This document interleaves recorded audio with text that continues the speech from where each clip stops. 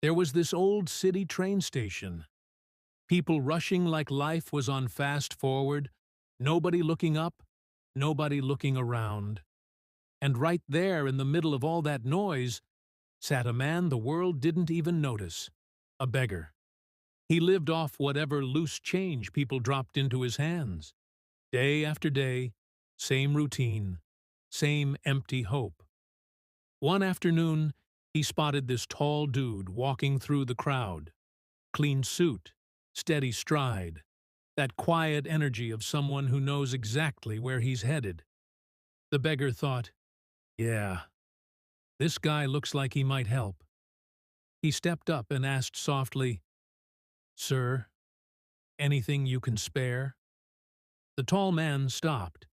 His voice wasn't harsh, just honest in a way that punched straight through the heart. "You're always asking," he said. "You ever give anything back?" The beggar froze. "I'm a beggar. I got nothing to give anybody." The man shook his head gently. "Life doesn't work one way, my friend. Everything's give and take. If you can't give, you'll never truly receive." And he stepped onto the train and vanished. But that one line? Man, it stuck in the beggar's chest like a seed trying to burst open. He thought for days, maybe I get nothing, because I offer nothing. But what could he possibly give? He had no money, no job, no belongings, just empty pockets and a tired heart. On the third day, as he sat near the station wall, his eyes landed on a few small flowers blooming through the cracks. Tiny things, ignored by everyone, just like him. But something inside him lit up. What if I trade these? Not begging, trading. So he picked a handful and went back to the trains.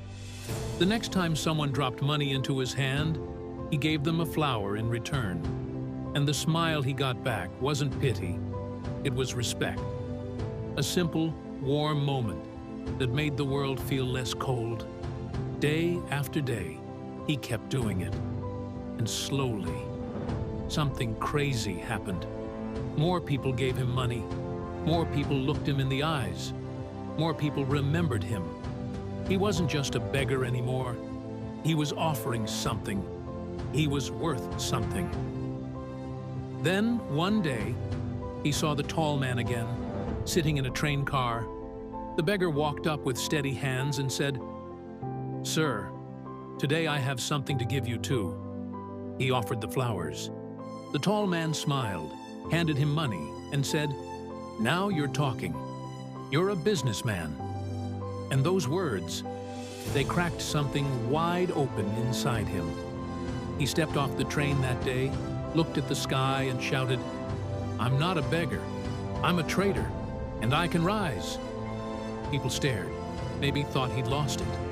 But he had finally found himself. 6 months later, same station. Two men in sharp suits crossed paths.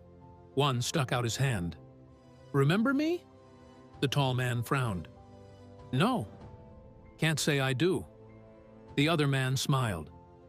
"This is our third meeting. The first time, you told me what life really is. The second time, you told me who I could be. And the third time, you're meeting me as a businessman." Recognition hit. "You were the beggar? What happened to you?" The man straightened his tie. "I changed my mind, and my life followed. People weren't giving me charity. They were paying for the flowers. I wasn't a beggar. I was a small business owner who didn't know his own worth." He took a breath that sounded like victory. "Now, I run a whole flower business. Your one sentence flipped my entire world." The tall man smiled, stunned. Both walked off that platform like two chapters of the same story. And the truth that echoed behind them was simple. Change your belief, and you change your direction. Think small, live small. Believe bigger, and you rise bigger. Success doesn't start in your wallet. It starts in your mind, If you vibed with this, hit like and subscribe to don't miss the future drops.